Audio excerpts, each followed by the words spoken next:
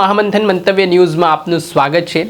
વિસાવદરના આમ આદમી પાર્ટીના ધારાસભ્ય ગોપાલ ઇટાલિયાએ આજે ગુરુ પૂર્ણિમાના દિવસે જેન્ઝીઓના વખાણ કર્યા છે અને કહ્યું છે કે આજના જમાનાના નવા ગુરુ, નવી જનરેશન જેમના પાસેથી ઘણું શીખવા મળી રહ્યું છે તેવા જેન્ઝીઓને ગુરુ પૂર્ણિમાની શુભેચ્છાઓ।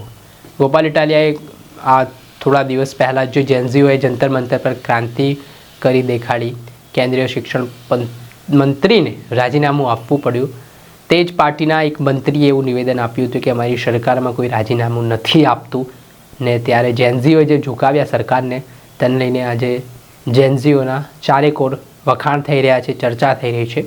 ત્યારે વિસાવદરના ધારાસભ્ય ગોપાલ ઇટાલિયાએ શું કહ્યું જેન્ઝીઓને લઈને ગુરુ પૂર્ણિમાના દિવસે તે સાંભળો। નમસ્કાર। ગુરુ આપણને જ્ઞાન આપે, એટલે જ્ઞાન એટલે શું? તો સાદી સમજણ એવું છે કે જ્ઞાન એટલે માહિતી અથવા જાણકારી અથવા કોઈ વિશેષ પ્રકારની આવડત, એ પણ જ્ઞાન છે। તબલા વગાડવાનું જ્ઞાન, સાયકલ ચલાવવાનું જ્ઞાન, હેલિકોપ્ટર ચલાવવાનું જ્ઞાન। આ જ્ઞાન ક્યાંથી આવે? જ્ઞાન વાંચવાથી અથવા સ્વ અનુભવથી અથવા કોઈ શીખવાડે તો આવડે। એટલે આપણે ત્યાં સાદી સમજણ પ્રમાણે ગુરુ આપણને જ્ઞાન આપે, એટલે કે ગુરુ આપણને શીખવાડે, સમજાવે, માહિતી આપે, સત્ય સમજાવે, અને એટલે આપણે ગુરુ પૂર્ણિમાનો ઉત્સવ ઉજવીએ છીએ। ત્યારે આજના આ ગુરુ પૂર્ણિમાના દિવસે જેનામાંથી ખરેખર કંઈક શીખવા જેવું છે અથવા જેની પાસેથી આપણે શીખવું જોઈએ જ, એવા નવા જમાનાના ગુરુ, એટલે કે આપણા જ પોતાના સંતાનો, આપણા જ બાળકો, આપણા જ નવી પેઢીના યુવાનો, એટલે કે જેનજી એ નવા જમાનાના ગુરુ છે। આ કેટલા મસ્ત લોકો છે! પહેલી વાત કે એ લોકોમાં ધીરજ છે। આ જંતર મંતર ઉપર 36 દિવસ સુધી શાંતિપૂર્વક રીતે બેઠા, એનો સંયમ અને ધીરજ છે। તો જેનજી પાસેથી સંયમ અને ધીરજ શીખવા જેવી છે। સૌથી સારી વાત તો એ છે કે એની પાસે પોતાને અભિવ્યક્ત કરવા માટેના કેટલા રસ્તાઓ છે। આપણે તો થઈ ગયા ગઠિયા બુઠિયા। આપણે આપણી વાત કેવી હોય તો બહુ તો બોલીને કહી શકીએ, બહુ તો હાથના ઈશારાથી કહી શકીએ, બહુ બુદ્ધિશાળી માણસ હોય તો થોડુંક લખીને કહી શકે।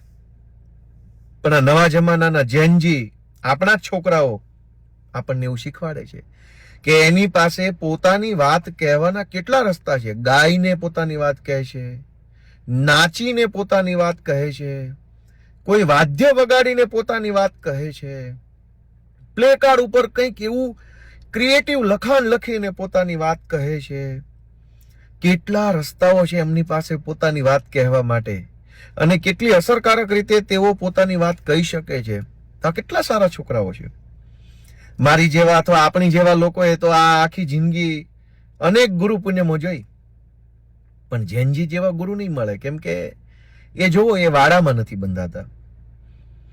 જ્ઞાતિ, ધર્મ, ઊંચ નીચ, ભેદ ભાવ, તું આવો હું સારો, આ ખરાબ, આ કશું જ વાડાબંધી નહીં।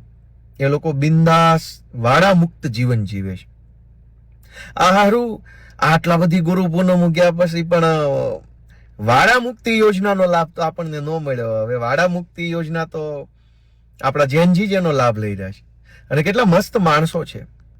એ બીજાના જીવનમાં દૂરબીન મારતા નથી, બીજો શું ખાય છે, શું પીવે છે, કોની હારે ફરે છે, કેવી રીતે છુપાઈને શું કરે છે, અને જાહેરમાં શું કરે છે। ના ના ના ના ના, આપણા નવી પેઢીના યુવાનો બીજાની જિંદગીમાં કોઈ દખલ કરતા નથી, અને પોતાની જિંદગીમાં કોઈ દખલ કરે તો એને ચલાવતા નથી। કોણ કેટલા વાગે જાગે છે, કેટલા વાગે સૂવે છે, કોણ શું વાંચે છે, કોણ શું જોવે છે, કોણ કેટલા વાગે નાય છે, કોણ કેટલા કપડાં ધોવે છે, કોણ ક્યારે સૂકવે છે, કોઈ ઝંઝટમાં આ નવી પેઢીના જુવાનિયા પડતા નથી।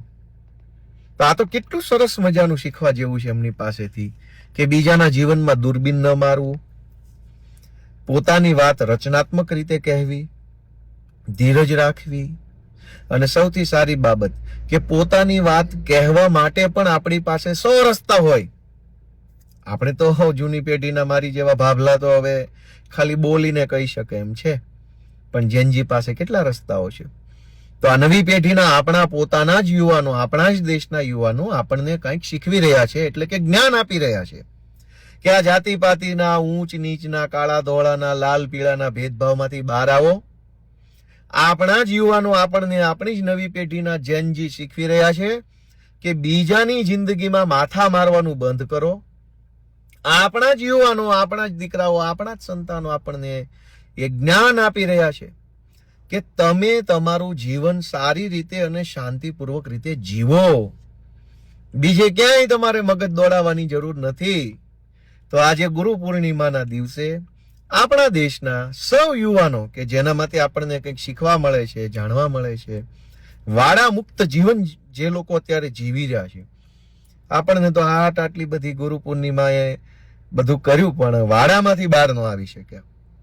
હું ઊંચી જ્ઞાતિનો, તું નીચી જ્ઞાતિનો, આ ગામડાનો, આ શહેરનો, આ અભણ, આ ભણેલો, આ અમીર, આ ગરીબ.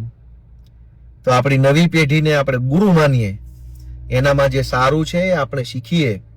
અને એની પાસે જો કંઈ ઘટતું હોય, કેમ કે જ્ઞાન મેં કીધું એમ અનુભવથી, વાંચનથી, અને કોઈ શીખવાડે તો આવડે. અનુભવ તો એ લોકો પોતે કરી જ રહ્યા છે સારો મોળો. અનુભવથી એનામાં જે જ્ઞાન આવવાનું હશે એ આવતું રહેશે.